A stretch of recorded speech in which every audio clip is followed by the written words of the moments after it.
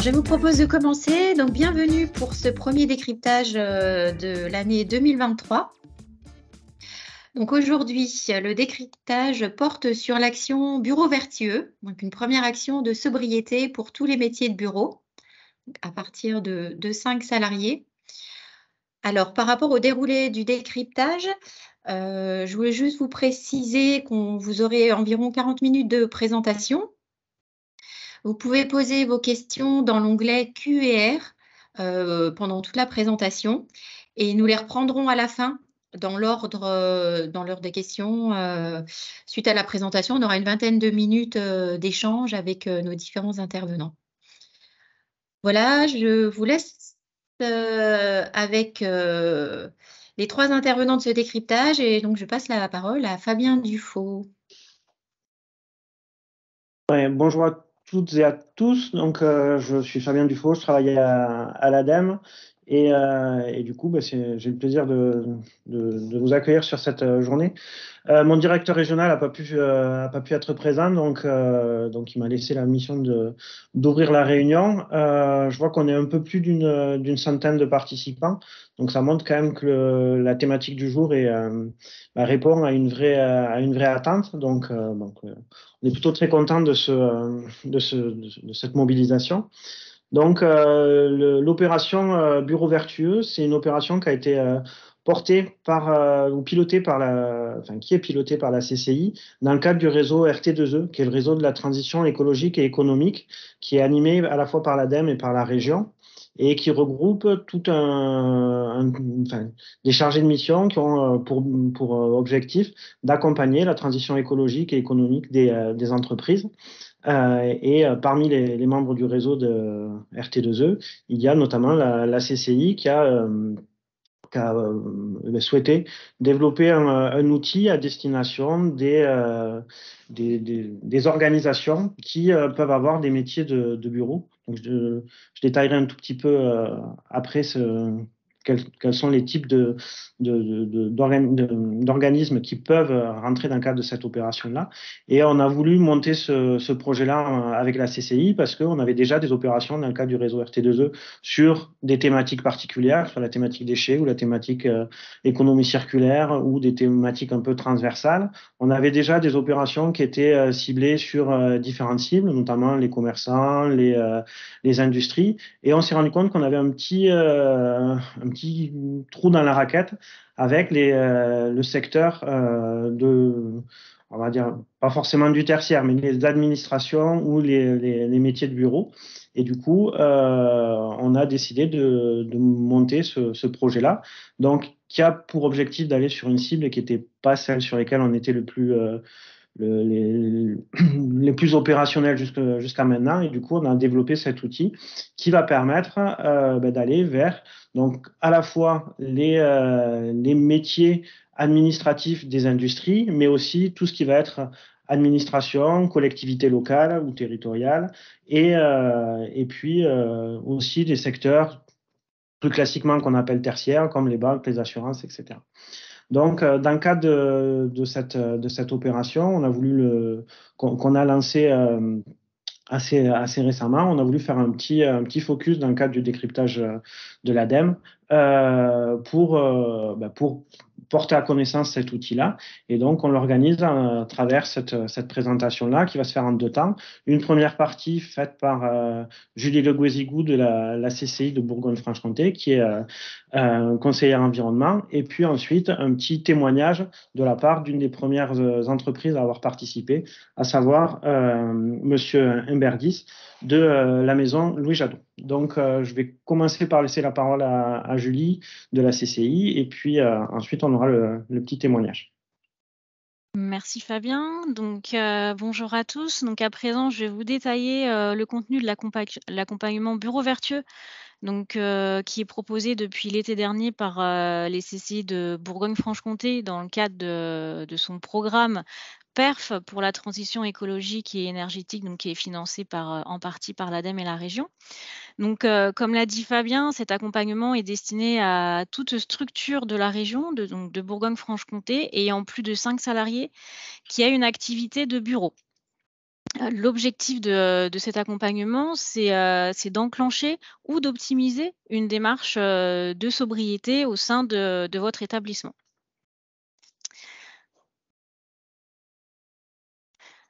Alors, Bureau vertueux, c'est un accompagnement qui permet de faire adopter en fait, à tous les salariés des éco-gestes au quotidien. Donc, l'idée de cet accompagnement aussi est vraiment d'impliquer tout le monde au sein de l'entreprise, à la fois la direction, mais aussi les collaborateurs. Bureau vertueux permet de développer du coup une démarche environnementale qui, pour celles et ceux présents ici qui ont une politique RSE, qui s'insère totalement dans le volet environnemental de cette politique. Et à l'issue de l'accompagnement Bureau vertueux, en fait, la structure accompagnée obtient une reconnaissance régionale qui atteste de son engagement dans une démarche de sobriété.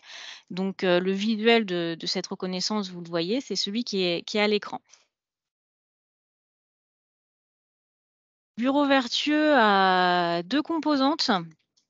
D'une part, il y a un audit personnalisé des pratiques de l'entreprise et d'autre part, une mise à disposition d'un module de sensibilisation en ligne à destination de l'ensemble des salariés. Et cet accompagnement-là, Bureau vertueux, est réalisé par les conseillers environnement, de la CCI. En ce qui concerne l'accompagnement personnalisé, donc c'est un état des lieux qui aborde 5 thématiques. Donc les achats responsables. Au niveau des déchets, on va parler de tout ce qui va être de la réduction des déchets et de la valorisation de ces déchets produits. L'optimisation des consommations énergétiques, donc là on est bien sur les usages et pas sur le bâti. De la même manière sur l'eau, on va essayer de diminuer les consommations d'eau. Il y a également un volet mobilité durable. L'accompagnement se déroule en plusieurs étapes. La première étape, c'est le fait d'envoyer aux conseillers environnement les différentes factures, donc d'énergie, d'eau, de déchets et des achats de consommables pour faire une pré-analyse avant la deuxième étape où le conseiller environnement en fait se rend sur site de l'entreprise ou de la structure pour faire l'audit. Donc cet audit dure environ une demi-journée.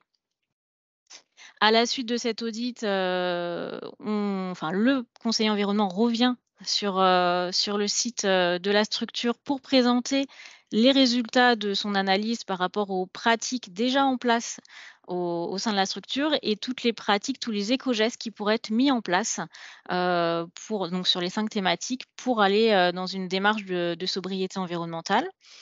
Dans le cadre de Bureau vertueux, on propose 6 mois d'accompagnement aussi d'aide à la mise en place de ces actions, de ces éco-gestes. L'idée vraiment de Bureau vertueux, c'est que vous passiez à l'action et qu'on ne reste pas juste avec un rapport d'audit qui reste sur un bureau. C'est pas l'objectif. Donc on est là pour vous accompagner et pour vous aider à mettre en place, ces actions. À la fin, cet accompagnement se termine par, une évaluation des éco-gestes qui ont été mis en place suite à l'audit et par aussi la mise à disposition du module de sensibilisation. Et donc suite à cette évaluation et la mise à disposition du module, donc il y a la labellisation Bureau vertueux qui est remise à l'entreprise ou à la structure accompagnée. Le module de sensibilisation. Il aborde 5 thèmes, qui en fait retracent les différents, impacts environnementaux au sein d'une, journée type au bureau. Donc on a les transports qui vont inclure les transports domicile-travail, ainsi que les déplacements professionnels. On a le volet sur le matériel informatique et électronique, les consommables, donc au bureau, c'est essentiellement tout ce qui va toucher au papier, aux piles et aux cartouches d'encre. Une thématique sur le numérique, puisque même si le numérique reste, impalpable, il est très utilisé au bureau et il y a bel et bien des, impacts environnementaux liés à l'utilisation du numérique. Et la dernière thématique abordée, concerne l'alimentation, donc le gaspillage alimentaire et plus globalement le recyclage des déchets. L'objectif du module, c'est de détailler ces différents impacts, en fait, de manière la plus ludique possible et de donner des clés pour agir au quotidien, pour réduire ces impacts. Donc, les éco-gestes qui sont évoqués dans ce module, concernent aussi bien des éco-gestes à mettre en place au bureau, mais également à la maison, puisque beaucoup de gestes sont similaires. Beaucoup d'éco-gestes peuvent être mis en place à la fois sur ces 2 lieux. Donc, pour le salarié, c'est aussi, parcourir ce module, c'est, à la fois s'enrichir pour faire des économies et mettre en place des éco-gestes au sein de sa structure, personnelle. L'accès du module se fait via le site environnement des CCI de Bourgogne-Franche-Comté. Donc en fait, le principe, c'est que chaque salarié dispose de son propre accès et peut parcourir le module comme il l'entend, donc en plusieurs fois. Il peut se déconnecter, se reconnecter et quand il se reconnecte, il reprend à l'endroit où il s'est arrêté. Donc pour plus de facilité puisque, ce module à parcourir en une seule fois prendrait, on va dire, peut-être un peu trop de temps, on va dire par rapport à une journée de travail et donc l'idée, c'est de pouvoir le parcourir en plusieurs fois. Et dans le cadre de bureaux vertueux, le module est accessible pendant 1 an. Donc ça laisse bien le temps aux salariés de parcourir quand ils ont le temps et quand ils le souhaitent, ce module, le parcourir et le reparcourir. Les 5 thématiques abordées dans le module sont construites de la même manière.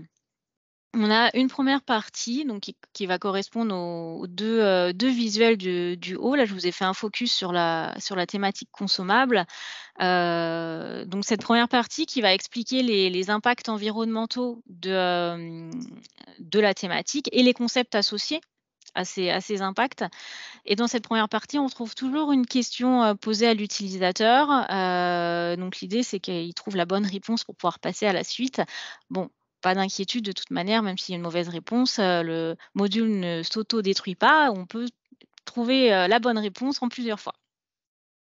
Et donc on a aussi dans le module, dans chaque thématique, on a la deuxième partie qui, donc correspond aux 2 visuels, du bas, qui est en fait un plateau animé où l'utilisateur va pouvoir, cliquer sur les différentes pastilles vertes que vous pouvez voir à l'écran et derrière ces pastilles, va pouvoir découvrir les bonnes pratiques et les éco-gestes à mettre en place en lien avec les visuels, où se trouvent ces pastilles. Il n'y a pas d'ordre pour cliquer sur les pastilles, c'est, comme on le souhaite.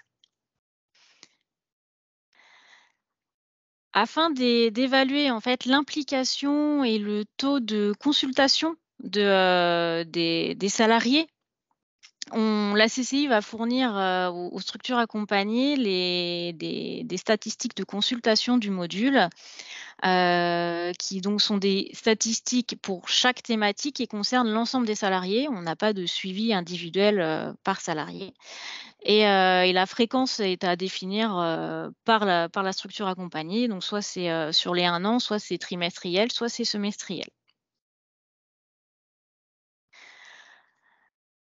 Le bureau vertueux est une action donc comme, ça a été évoqué au début par, Fabien qui est accompagné par, l'ADEME et la région. Donc en ce sens, elle bénéficie d'une subvention automatique de ces 2 structures et le reste à charge, pour cet accompagnement dépend de l'effectif du site géographique accompagné, sachant que l'effectif pris en compte est bien l'effectif des salariés de bureau, puisque si on parle par exemple d'industrie, voilà, c'est dans une industrie de 200 salariés, on peut avoir que 30 personnes, au niveau des bureaux et le reste au niveau de la production. Donc ça bien l'effectif de 30 qui sera pris en compte, pour cet accompagnement. Alors, j'ai été très rapide, hein, parce que du coup, le temps est un peu compté. Donc, s'il y a des questions, on prendra le temps d'y répondre à la fin. Mais voilà, pour terminer, de toute manière, vous aurez cette présentation. Donc, je vous ai mis sur cette slide pour chaque département les conseillers environnement qui sont à solliciter pour Bureau Vertueux. Donc voilà. Et à présent, je vais laisser la parole à Stéphane Humberdis de la maison Louis Jadot, que j'accompagne sur Bureau Vertueux depuis la fin de l'année dernière, pour qu'il nous donne un peu son ressenti sur cet accompagnement-là. Stéphane, c'est à vous. Merci. Bonjour à tous et à toutes. Donc nous avons fait une première étude. Nous sommes en phase de mise en place de ce qu'on a pu suite à l'audit réalisé par Julie. Alors déjà en premier lieu quelques mots sur la maison de Louis Jadot. Donc on vient du secteur viticole. Nous sommes producteurs et négociants de la Grande Bourgogne viticole. Plus de 150 hectares en propriété, plus de 12 millions de bouteilles produites, commercialisées dans 130 pays dans le monde. Nous avons aujourd'hui 2 sites, les bureaux qui se situent au centre-ville de Beaune, et puis une partie chez stockage expédition qui est à l'extérieur de Beaune, en périphérie. Voilà pourquoi on s'est lancé dans Bureau Vertueux. Il y a 2 ans, l'entreprise a entamé une démarche RSE, voilà, qui commence à prendre forme, et un des premiers volets de la RSE a été de s'attaquer au volet écologie.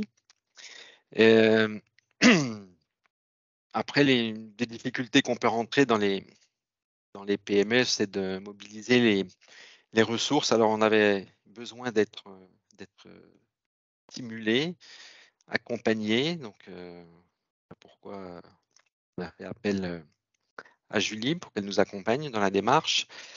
Et puis, on voulait aussi s'assurer d'un diagnostic, d'une vision extérieure, d'avoir une démarche sincère, pragmatique et efficace.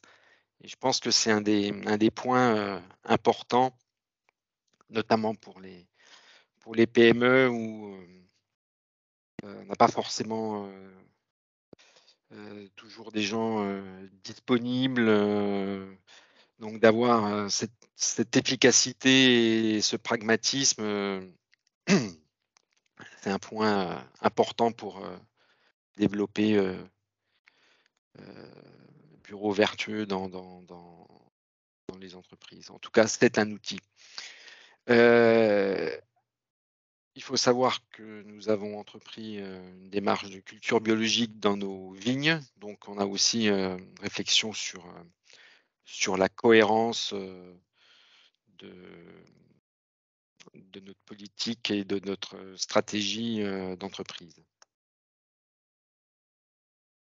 Voilà. Je précise qu'en plus, on a aussi fait une analyse du traitement de nos déchets sur la partie chai, expédition, stockage. Donc, on est rentré dans une démarche où on va sur l'ensemble de nos secteurs. En tout cas, de manière très simple, ce que l'état des lieux nous a apporté, en tout cas une étude détaillée de tout ce que nous consommons, quoi, combien, mais comment, parce que je précise que on fournit beaucoup de documents à Julie. Il y a une vraie analyse précise de nos achats. Voilà, ce n'est pas c'est pas une étude qui se base sur des statistiques. C'est vraiment l'étude de votre entreprise. Voilà, et donc, ça nous a amené une vision globale des actions à mettre en place sur les systèmes, hein, déchets, achats, énergie, eau, mobilité et communication. Les déchets, alors, ce qu'il faut savoir il y a des choses que les entreprises ne font pas, mais il y a aussi des choses qu'elles font bien et sans le savoir, hein. Faut pas se dire que c'est forcément que du négatif. Alors, bien sûr, l'idée, c'est d'aller progresser sur nos points négatifs. Nous, on avait du retard sur la partie bureau, sur tout ce qui était collecte des déchets. Donc, on fait une mise en place de points de collecte dans l'entreprise sur papier, verre, capsules de café, carton, piles, cartouches d'imprimante, emballage alimentaire. Et la réflexion est en cours pour les biodéchets. Des fois, voilà, quand on est en ville, ça peut être un peu plus compliqué.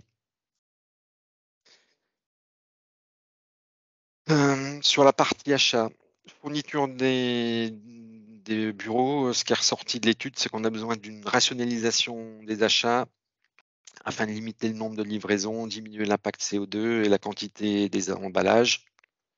Aussi, rationalisation des achats, c'est derrière vérification, pointage des factures.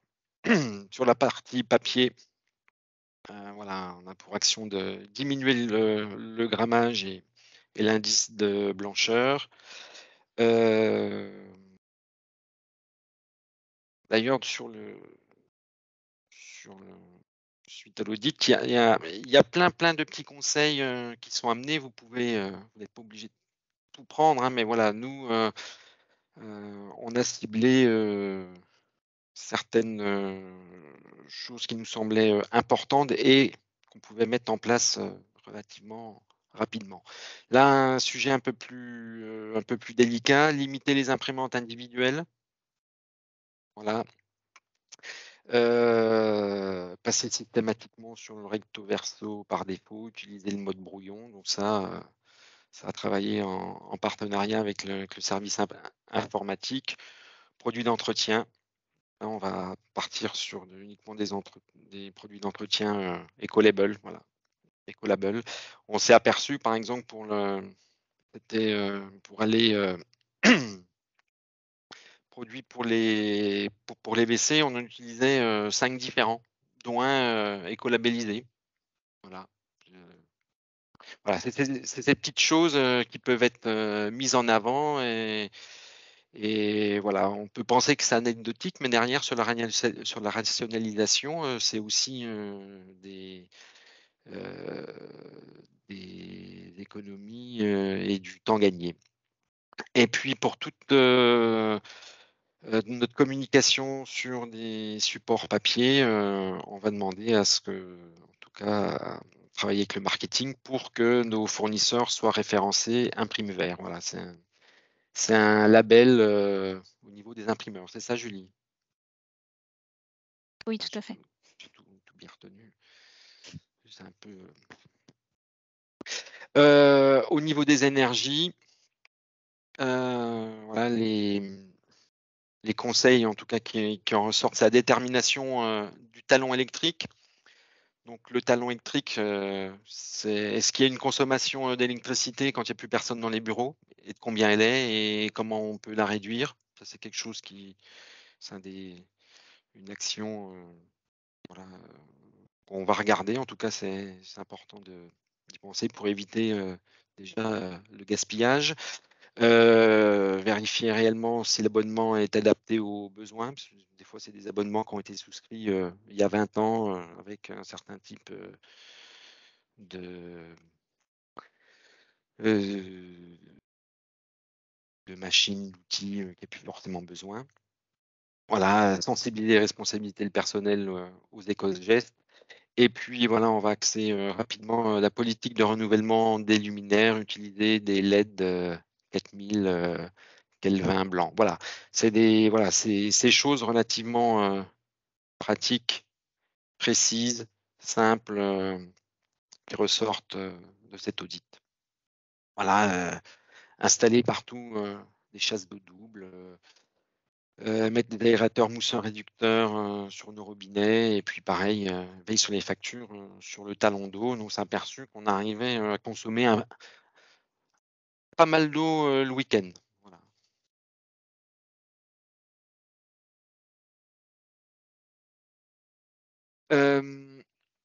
Sur la mobilité, en tout cas, on va essayer de soulever, d'apporter une réflexion sur une politique de mobilité durable.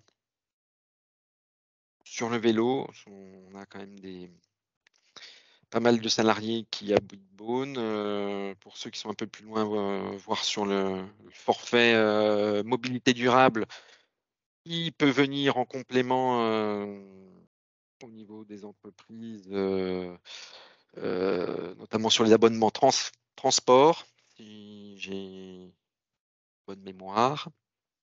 Voilà, et puis comme on a aussi des commerciaux qui ont des véhicules, on va voir si on peut mettre en place une sensibilisation à l'éco-conduite. Donc ça, c'est suite au groupe de travail. Nous sommes un groupe de 3 personnes. Voilà, on a déchiffré l'audit, et c'est là ce que je vous livre, c'est ce qui nous a semblé important, faisable, et qu'on va présenter à notre direction. La communication. Ce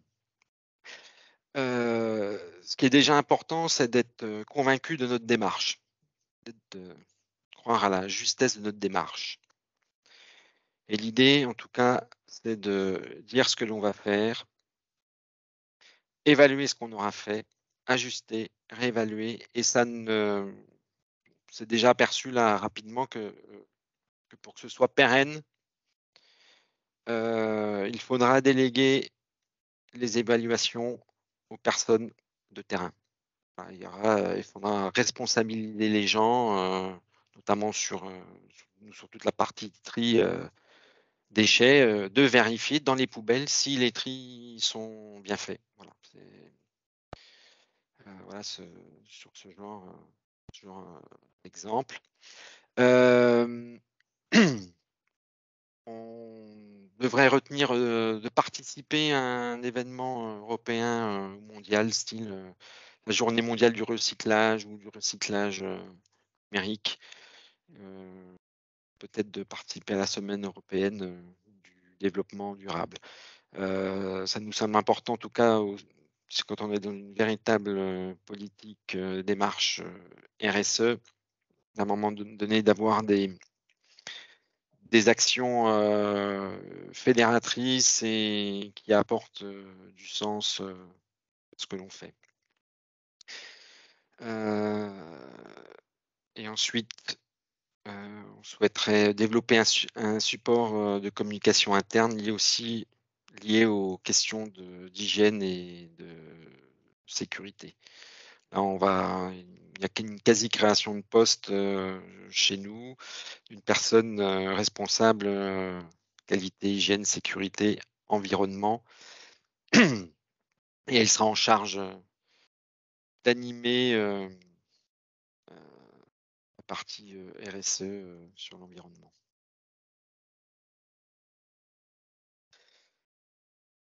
Ce qu'on pense sur nos leviers de réussite, la volonté de la direction, ça c'est primordial. Voilà, ça rentre dans une stratégie d'entreprise et qui est une implication.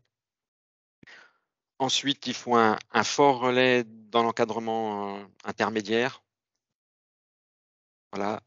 Et puis faire participer les salariés sur des projets concrets avec du brainstorming, et aussi de les rendre actifs dans la mise en place. Voilà.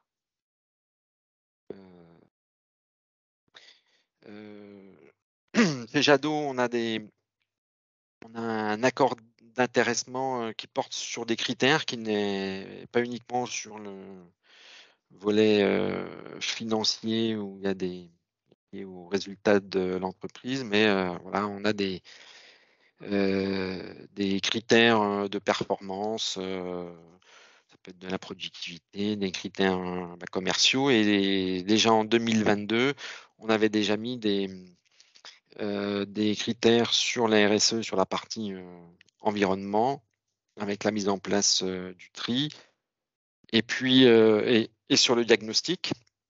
Et là, notre objectif, c'est de mettre le module bureau vertueux, en tout cas que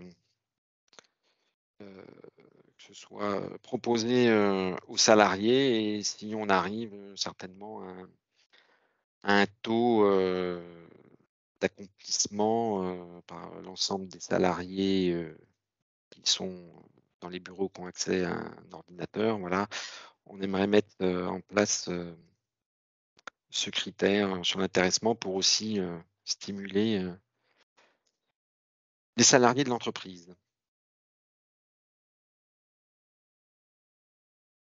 Merci Stéphane. Voilà. Ce que je n'avais pas précisé, enfin je l'ai dit un peu en filigrane, mais du coup l'action ayant débuté à l'été dernier au niveau de la CCI, la maison Louis Jadot est en cours d'accompagnement, hein, puisque nous n'avons pas encore à l'heure actuelle d'entreprise ayant été labellisée bureau vertueux, il est trop tôt. Donc là, la maison Louis Jadot est bien dans la phase où elle a eu le rapport d'audit. Donc elle est dans sélectionner, vous les a présentés des éco-gestes à mettre en place, à faire valider par la direction, et l'étape d'après, c'est bien de lancer la démarche au niveau de tous les salariés avec le module bureau vertueux et le plan d'action validé par la direction à mettre en place, en vue de la labellisation dans quelques mois. Élise, Anne, je vous laisse reprendre le cours du décryptage. Oui, merci. Alors, donc n'hésitez pas à poser vos questions dans l'onglet Q&R. Pour l'instant, on a 2 questions. Avez-vous une idée du temps de mise en place d'une labellisation avant la mise en place du module? Alors, la question est, je ne sais pas si c'est le temps lié à l'audit qui est demandé, ou le temps pour avoir le label. Donc, si la personne peut préciser, moi je répondrai précisément. En tout cas, par rapport au temps global dans cet accompagnement-là, il faut avoir en tête que il y a forcément du temps nécessaire en interne au niveau de la structure pour développer cette démarche et pour avoir la labellisation, puisque outre on va dire, la demi-journée d'audit, plus les 2 ou 3 heures de présentation des résultats, après il est nécessaire que l'entreprise s'empare de ce rapport d'audit. Enfin, Stéphane pourra témoigner que donc là, vous avez vu un échantillon, mais qu'il y a beaucoup, beaucoup d'éco-gestes de proposés. Donc il est nécessaire de faire un choix un choix classé par priorité de mise en place de ces actions. Donc après, ce temps-là est libre en fait à chaque structure. Donc des structures qui pourraient aller rapidement et faire en sorte que ces éco-gestes soient mis en place sous 2 ou 3 mois, et puis d'autres prennent plus de temps parce que ça s'insère dans une politique plus globale de démarche interne. Donc voilà, il n'y a pas de réponse unique par rapport à cette question, et la labellisation est délivrée quand, après, suite à une évaluation que l'on fait conjointement entre le conseiller environnement de la CCI et l'entreprise sur la mise en place des éco-gestes, et sur le fait aussi que le module de sensibilisation ait bien été mis à disposition des salariés. Donc voilà, donc on peut être sur une temporalité après l'audit de 3 mois, comme on peut être sur 6-8 mois. Ça, c'est vraiment libre à chaque structure de décider ce qu'elle veut faire et ce qu'elle est en capacité de faire. La question, c'était bien pour arriver jusqu'au label. Voilà, je pense y avoir répondu. Question suivante. Avez-vous eu des retours négatifs de vos employés du genre c'est trop infantilisant? On n'en est pas encore On n'en est pas encore là, non. En tout cas, déjà sur la partie tri, non. Au contraire, on faisait pas grand chose, donc ils ont trouvé plutôt ça bien qu'on prenne les choses en main. Après, en tout cas déjà sur les actions et sur les points là qu'on a sélectionnés, il nous semble pas qu'il y ait des choses en tout cas infantilisantes, et on va partir déjà sur du bon sens, quoi. L'important dans une démarche comme celle-ci, et bureau vertueux ou peu importe, hein, même si c'est pas bureau vertueux, c'est, Stéphane l'a évoqué, mais c'est vraiment, l'importance de l'implication de, la direction aussi dans ce projet-là. Un projet comme ça est difficilement portable juste par la personne, en charge des questions de l'environnement. Et donc il faut que la direction soit là, et dans l'audit personnalisé qui est remis dans le cadre du bureau vertueux, il y a à la fois des éco-gestes à destination des salariés, bien évidemment, en termes de bonnes pratiques au quotidien, mais également des éco-gestes à destination de la direction, que la direction doit mettre en place. Et moi, ce que je préconise aux entreprises que j'accompagne dans le cadre de bureau vertueux, c'est déjà que la direction montre patte blanche, si je puis dire, en mettant en place, des actions plutôt bien vues de la part des salariés, et ensuite leur expliquer la démarche, globale, en leur expliquant que, l'entreprise a voulu s'engager dans la démarche bureau vertueux, que la direction a déjà mis en place des actions pour aller vers quelque chose de plus éco-responsable, et qu'il y a des éco-gestes, qui sont à mettre en place par tous au quotidien, et qu'en plus, il y a un module de sensibilisation qui est, pour les salariés, à consulter quand ils le souhaitent. Donc en expliquant, on va dire, correctement la démarche, en la prenant dans le bon sens, généralement, il n'y a pas ce risque de cet aspect, infantilisant. Après, on n'est jamais à l'abri on ne sait pas, mais globalement, généralement, c'est plutôt bien perçu par les collaborateurs. Et peut-être pour aller un tout petit peu plus loin aussi, c'est sûr que quand on prend juste quelques exemples comme ça d'éco-gestes qui peuvent être pris de façon un peu disparate, on a l'impression que c'est du bon sens, on a l'impression que enfin voilà, qu'on fait déjà tout ça un peu tous de notre côté.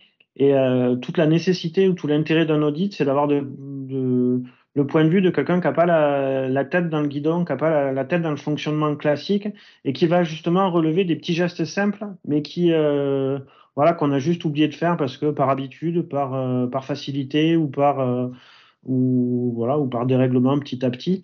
Et donc c'est sûr que avoir un nouveau regard sur un fonctionnement, sur l'ensemble de ces volets-là, ben, ça va permettre d'abord de relever des choses qui peuvent paraître comme ça à premier avis un peu facile à trouver, mais qui, quand on est pris dans un quotidien, se révèle plutôt assez. Voilà, c'est pas toujours si simple de se rendre compte, de prendre le recul nécessaire pour arriver à voir les pistes d'amélioration qu'on peut avoir. Donc tout l'intérêt sur la part audit, c'est de pouvoir relever ça, et puis ensuite sur la part accompagnement, module, etc., c'est de massifier cette prise en compte environnementale par tous les salariés, de façon peut-être à aller un peu plus loin, à faire monter le niveau de connaissance, de façon à ce que ces gestes-là, qu'on a eu fait peut-être un moment, on n'arrête pas de les perpétuer pour pas relaisser rentrer la routine et la facilité. Merci. Je vous propose d'enchaîner parce qu'il y a quelques questions qui sont arrivées depuis. Alors déjà une petite question, pouvez-vous préciser combien de personnes sont concernées à la maison Louis Jadot ? Sur la partie bureau, on a une quarantaine de personnes. Voilà. Et nous sommes, oui, je n'avais pas précisé, nous sommes environ 80 dans l'entreprise.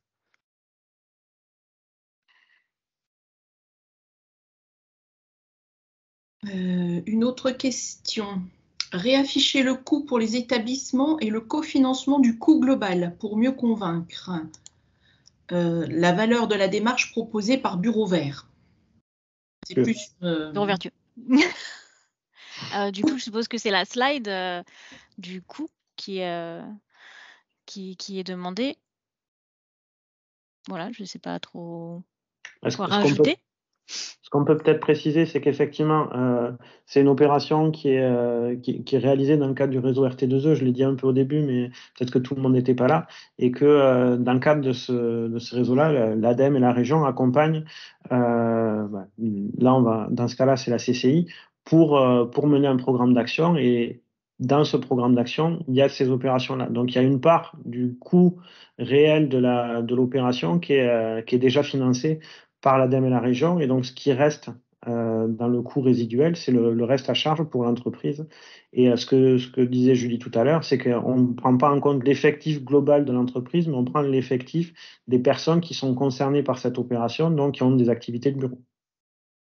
Alors peut-être que dans la question, il y avait aussi le découpage entre l'aide et le coût final. L'aide ADEME Région, on est à peu près sur le coût global à 25% d'aide. Et donc, les tarifs que vous voyez affichés là, c'est le reste à charge une fois l'aide déduite. Oui, et si je peux me permettre, cet audit aussi, j'insiste pour ce pour ce qui en ressort, ça peut nous faire des économies. Hein. C'est aussi faire des économies. Donc, le coût peut être un investissement à faire des économies. Voilà, derrière, c'est pas que de l'investissement pour mettre en place des choses, mais c'est aussi une analyse de vos pratiques. Et il y a certainement des économies à faire derrière. Tout à fait. Alors, pouvez-vous nous en dire plus sur l'accord d'intéressement? Non.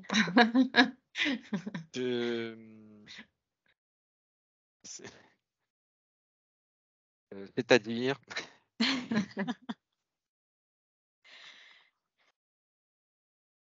l'accord d'intéressement, c'est un accord qui est signé au sein de l'entreprise entre CSE et la direction, et où on a négocié, où chaque année il y a un montant qui est il y a une enveloppe qui est négociée, voilà, de plusieurs dizaines milliers d'euros, et puis on détermine un certain nombre de critères avec un taux d'atteinte, et pour faire simple, cette année on avait 5 grands critères. Il y avait des critères commerciaux qui devaient représenter 30 ou 40% de l'enveloppe, sur la productivité une trentaine aussi, sur la qualité. Et donc ensuite, en fonction on met on met un seuil de déclenchement par rapport à une évaluation. Donc le plus simple, c'est sur un critère commercial, d'avoir fait X milliers d'euros de chiffre d'affaires. Voilà, le minimum c'est 10 000 et le maximum c'est 20 000. Donc si on réalise 15 000, eh ben, on aura 50% de l'enveloppe qui était dédiée à ce critère. Et donc on avait mis en place des critères RSE où là, c'était assez simple, c'était est-ce que c'était mis en place ou pas, et on avait réalisation de l'audit, quelques milliers d'euros, la mise en place du tri également. Et du coup, moi, ce que je note qui me paraît important, c'est le fait que ça rentre vraiment dans la stratégie de l'entreprise à travers le fait d'aller jusqu'à mettre une partie de l'intéressement des salariés sur ces thématiques-là, ça, c'est comme disait Julie tout à l'heure, ça montre quand même que il y a le salarié qui doit faire certains gestes, mais il y a aussi la direction qui a montré dans quelle, qu'elle aussi, elle a intégré cette démarche environnementale de façon à promouvoir l'ensemble de l'opération pour tout le monde. Et c'est ce côté-là qui, enfin, on n'avait jamais imaginé que ça pourrait aller jusque-là, mais on trouve que c'est quand même une démarche qui est particulièrement intéressante.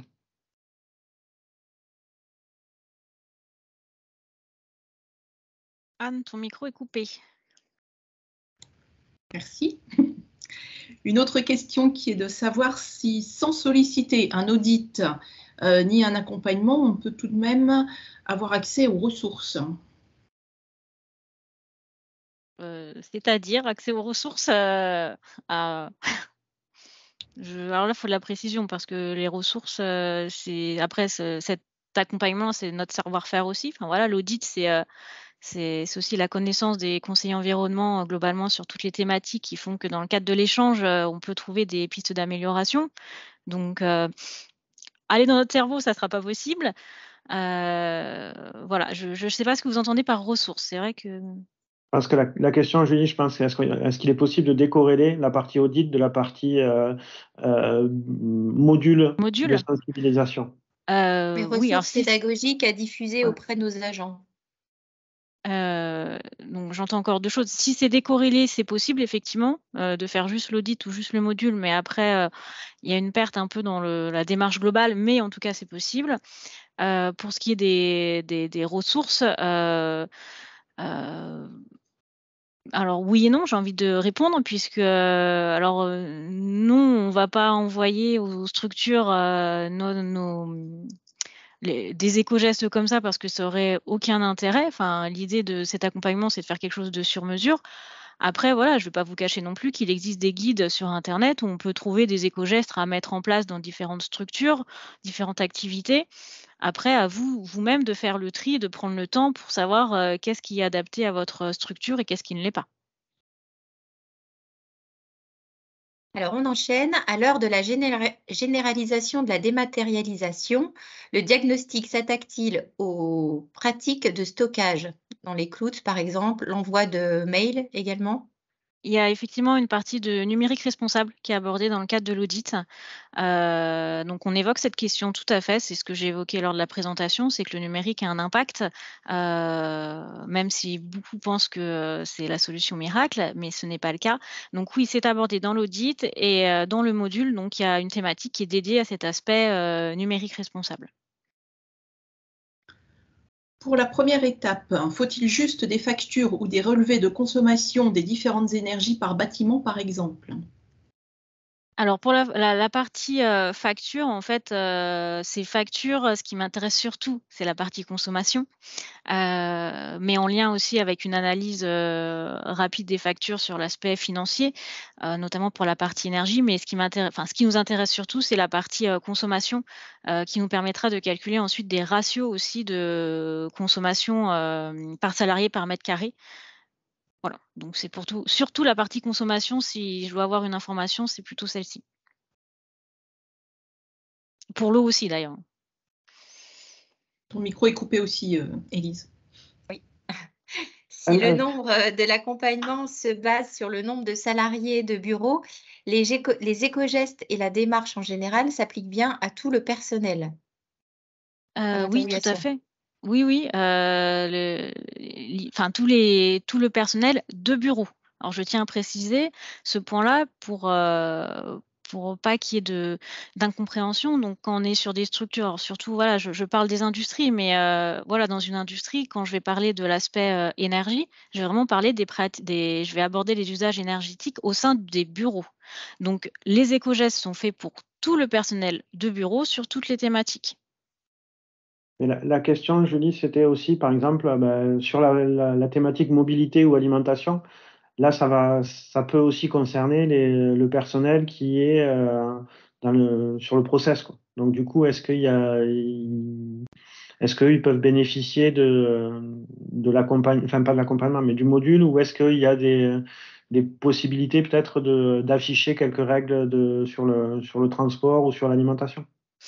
Bien sûr, après, au sein de l'entreprise, les éco-gestes, moi, ce que j'expliquais, c'est que l'audit se base sur les pratiques des salariés de bureau. Après, bien évidemment, il y a des pratiques qui pourraient concerner l'ensemble du personnel qui n'est pas que salarié de bureau. Donc là, il n'y a aucun souci et justement, on vous l'encourage à communiquer à destination de tous si le personnel peut être concerné par tel ou tel éco-geste.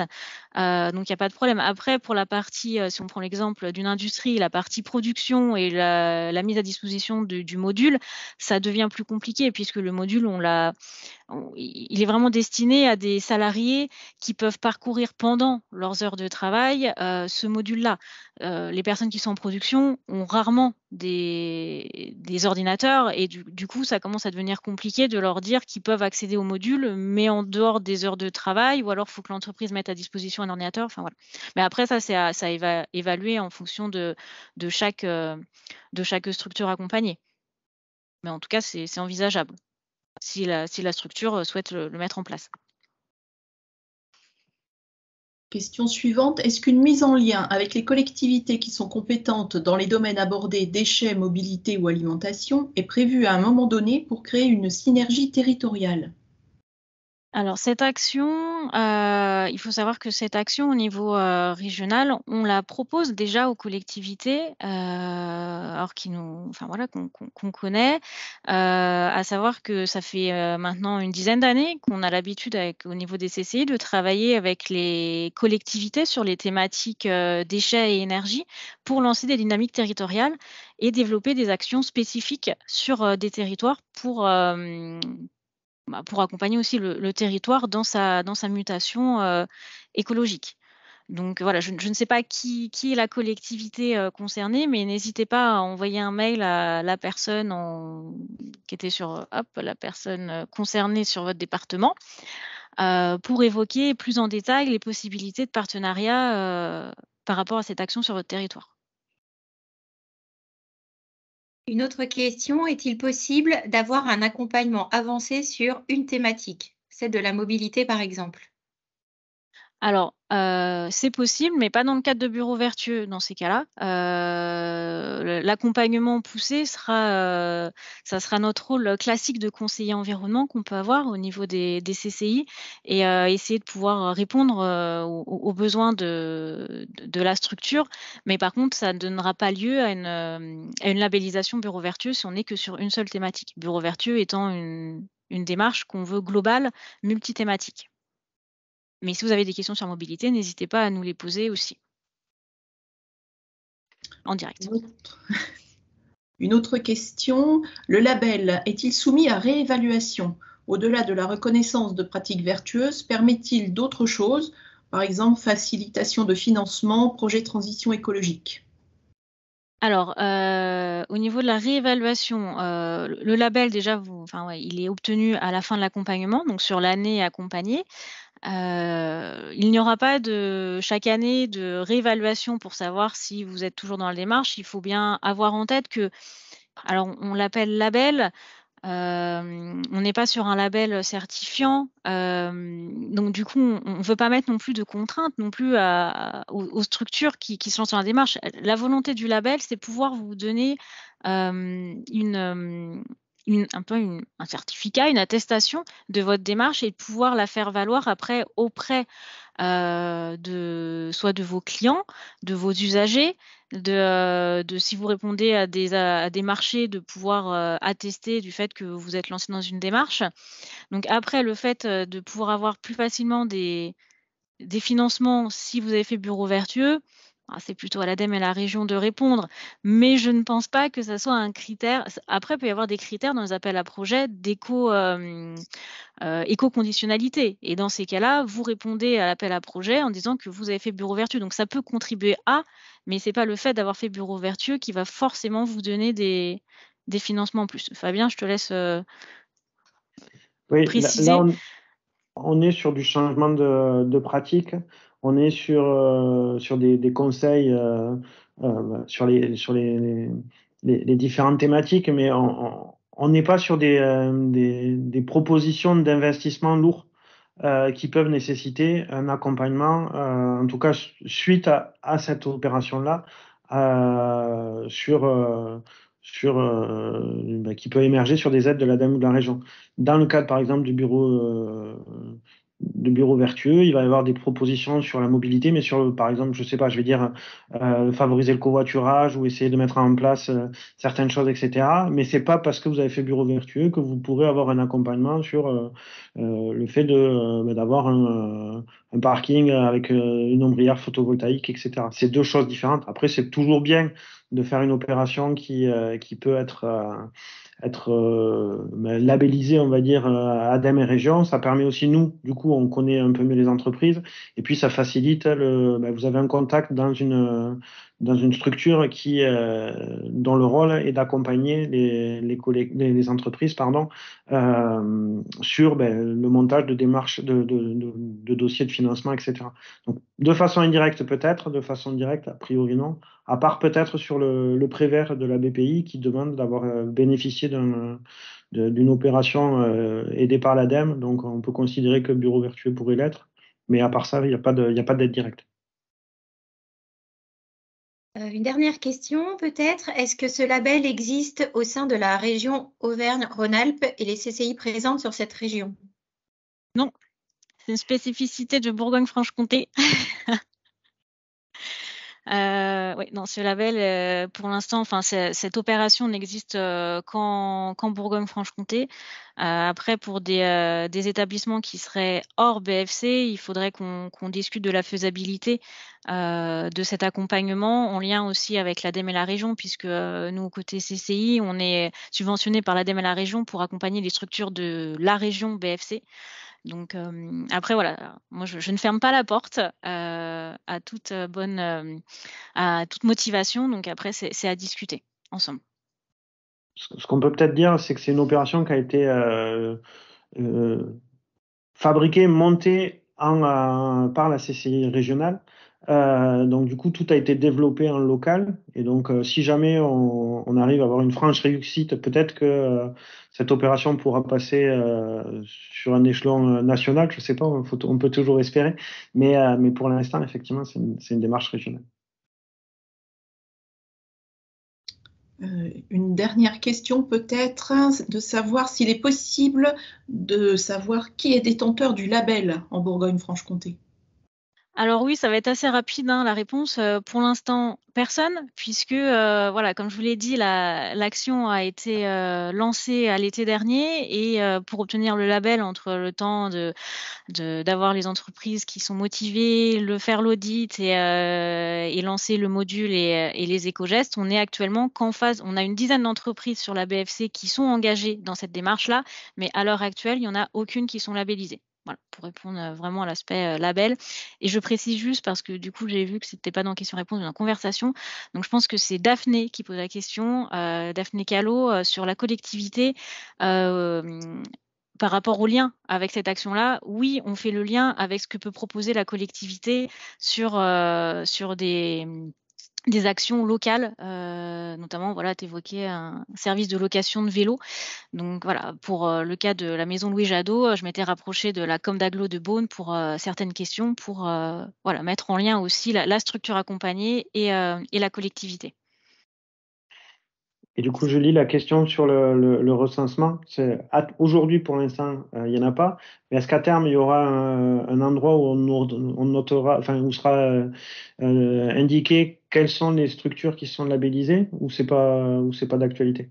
Alors, c'est une question qui n'est pas forcément, où moi je ne peux pas répondre parce que ça sera une cartographie est tout à fait envisageable sur le site environnement des CCI de Bourgogne-Franche-Comté. Par contre, il faut que les entreprises elles-mêmes et les structures accompagnées nous donnent l'autorisation de les faire apparaître sur cette carte. Donc, s'ils nous donnent l'autorisation, oui, il pourrait y avoir une cartographie régionale. Si elles ne nous donnent pas l'autorisation, du coup, ça restera confidentiel. Et une dernière question, mais alors cette fois, c'est la dernière des dernières. Est-ce que les bâtiments publics peuvent être éligibles? Les bâtiments médico-sociaux, par exemple? S'il y a du personnel de bureau, toute structure est éligible, y compris les bâtiments publics, voilà, médico-sociaux. Il faut vraiment, l'idée, c'est la cible de cette action, ce sont toutes les personnes qui ont un travail dit de bureau. Ce qui est compliqué, c'est que ça peut concerner plein de secteurs différents. Donc, c'est typiquement la personne qui a son bureau, qui peut être en télétravail ou qui va imprimer, qui va utiliser Internet, qui va utiliser la boîte à Outlook. On n'est pas sur... faut pas que ce soit un public de commerciaux. Les commerciaux sont toujours sur la route, donc ils ne sont pas adaptés aux éco-gestes qui pourraient être proposés. Mais si tant est que vous ayez plus de 5 personnes qui ont une activité de bureau dans votre structure, quelle qu'elle soit, vous êtes éligible à cette action. Merci Julie pour cette dernière précision.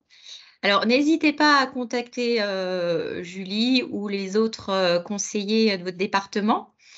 Par rapport au décryptage, vous recevrez un mail demain avec le lien pour, si vous voulez revoir la présentation, où vous aurez aussi du coup les contacts.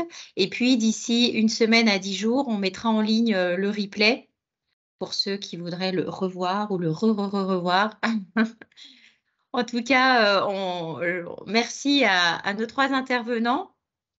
Et merci à vous d'avoir participé à ce décryptage qui, on l'espère, donnera lieu à plein de labels dans notre région. Voilà, on vous dit à bientôt pour un nouveau décryptage. Et bon après-midi, au revoir. Merci à tous, au revoir. Merci à tous, au revoir.